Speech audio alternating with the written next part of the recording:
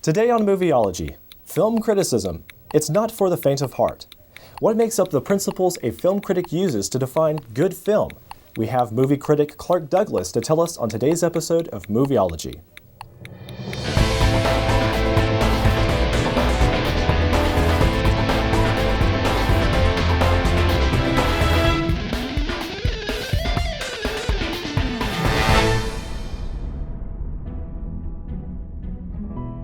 Movieology is brought to you by American Vision. Support us by shopping at AmericanVision.com and use the coupon code Hollywood at checkout to get 10% off all purchases.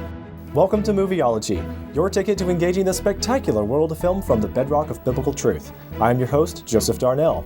Obviously, this isn't the usual Movieology fare. We're in my office to interview my old friend Clark Douglas. Great to have you on the show, sir. Thank you for having me, Joe. Clark is the host of WHIE Radio's The Sounds and Sights of Cinema, a program spotlighting both film music and reviews of the latest films. In addition, he writes reviews of DVDs, Blu-rays, and theatrical releases for DVDverdict.com. So we want to take a break from the standard show today to hear from a secular critic talking about what it takes from a secular critic's perspective to aptly critique movies. Movie aesthetics are your expertise, Clark, and specifically talk about thinking critically about film aesthetics. What is movie criticism, and what does good film criticism look like from your point of view? Well, that's a big question with a lot of complex answers. To a certain degree, film criticism is a highly subjective field. Film critics aren't robots keeping a scorecard of universally accepted cinematic rules, but individual human beings with distinctive feelings, experiences, and personalities that shape how they perceive film. One critic may find a movie a thrilling, resonant experience, while another may find it a dull waste of time, and there may very well be equal validity to the specific arguments each is making. It's making that argument, and making it well, that's essential to being a good film critic, delivering good film criticism. So film criticism is an intuitive process not dictated by fixed rules of craft to determine good, compelling artistic film. Good and bad film criticism hinges on critics' powers to identify whether a movie is inherently compelling or detractive. There are so many complexities to dig into here, but for the sake of time, I'll try to keep it as simple as possible. Everyone has an opinion about the movies they see. After finishing a film, it's common for viewers to offer their reaction. That was great, or that was garbage, or it was okay. You get the idea. The early stages of film criticism in my life began when I started to ask myself not just how I felt about certain films, but why I felt that way about them. What was it that made that film a satisfying experience for me, or what was it that made the movie such a disappointment? Which elements of the film could have been altered in a manner that would have made it a more satisfying experience? And as the years have passed, I think, at least I hope, that I've been able to answer those questions with increasing clarity and insight. So from a critical point of view, are there aesthetics in film that are inherently good or bad in art form? I don't believe there are many, if any, particular elements of films which are inherently good or bad in and of themselves. Much depends on the context of the film and the way these elements are being used. For instance, jittery handheld cinematography isn't a positive or negative thing on its own. In some circumstances, like The Bourne Ultimatum, for instance, it can aid the film's effectiveness considerably, while on other films it can prove an intolerable nuisance. Or take a particular acting style. A broad, over-the-top performance might work quite well in some circumstances, but in others might be a terribly bad idea. It's understanding what a film is attempting to achieve, and attempting to determine whether the manner in which it attempts to achieve it has merit. And even once you've gotten good at that, everything still falls under the oh-so-fallible umbrella of personal opinion. This brings up an interesting question. Something that we care greatly about at Movieology is film's potency to impact its audience for good or bad. Are there moral characteristics of movies that are inherently good or bad that make an impact on film, its quality from a critic point of view? Since this show is geared to Christian thinkers and at times addresses the levels of violence, language, sexuality, and assorted worldview elements in a film, let me say that I personally believe these items also must be examined on a case-by-case basis. I know there are many viewers who may feel that all of these items, or some of them, depending on personal convictions, are harmful and shouldn't be included in films. And if that's your perspective, hey, I do respect that.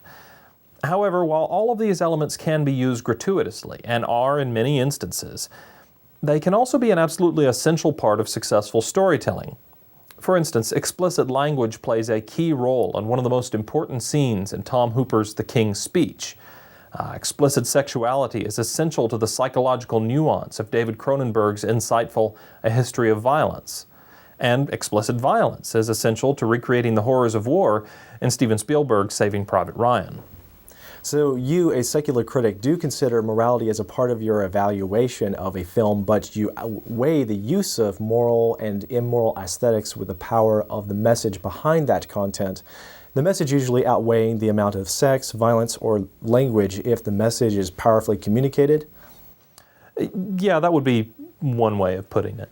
Okay, so on another note, is a film all the better when it relates to its audience? Is it necessary for a film to relate to the majority to be deemed a good film? I don't think that a film's quality can or should be authoritatively measured by percentages of people who like or dislike a film. I think one can certainly measure some very interesting overall trends by examining the critical and public reaction to a film, but I think a critic should primarily be concerned with how a film will affect them personally. I can think of several films I regard as genuinely great movies, which the majority of moviegoers simply do not respond to or relate to.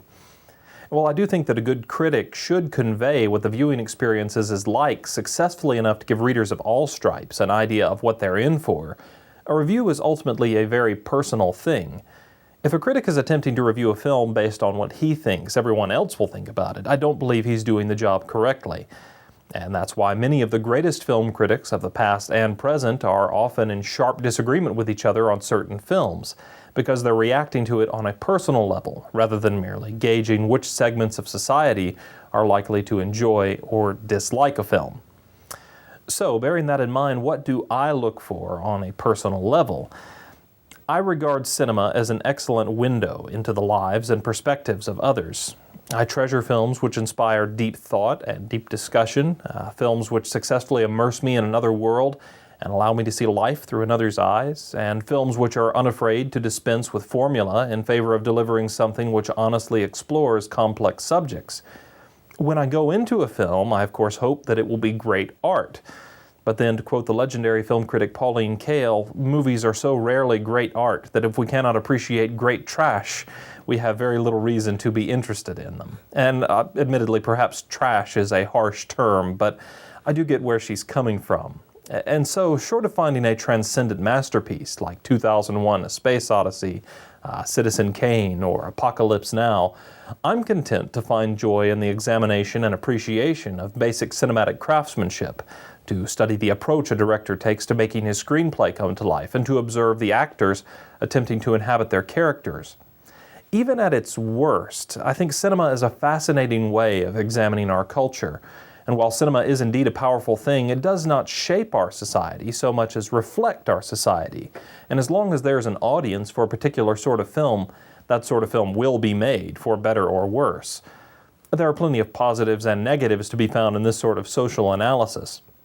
But it would seem that above all else, we have a deep-rooted need as a society to see anthropomorphic cartoon animals and things blowing up real good. Okay, so something we keep coming back to is just how subjective a critic's methods are. There aren't guidelines for objective beauty or quality that critics use. At this point, we need to wrap up for today's episode, but we'll continue this interview next time. Clark, thanks so much for joining us. Thank you for having me, Joe. Good to have you on the show. Now, if you would like to add your critique to today's interview, please give us your thoughts in a comment. Remember to watch the show on our website, movieology.tv. You can also subscribe on YouTube, like us on Facebook, follow us on Twitter, and for bona fide fans, sign up for Movieology's free e-newsletter on our site subscriptions page. I'm Joseph Darnell. Until next time, thank you for watching Movieology. Thank you for having me, Joe. All right, so I would like to add, I would not like to add my comments, so I would like you to add yours. I didn't mean to blink. I wasn't even thinking. I will not blink this time until... Okay, so I have to keep holding the ball. I'm tired of the ball. Okay, fine. I'll just keep holding the ball. Thank you for having me. Sorry. I did. Sorry. I went to...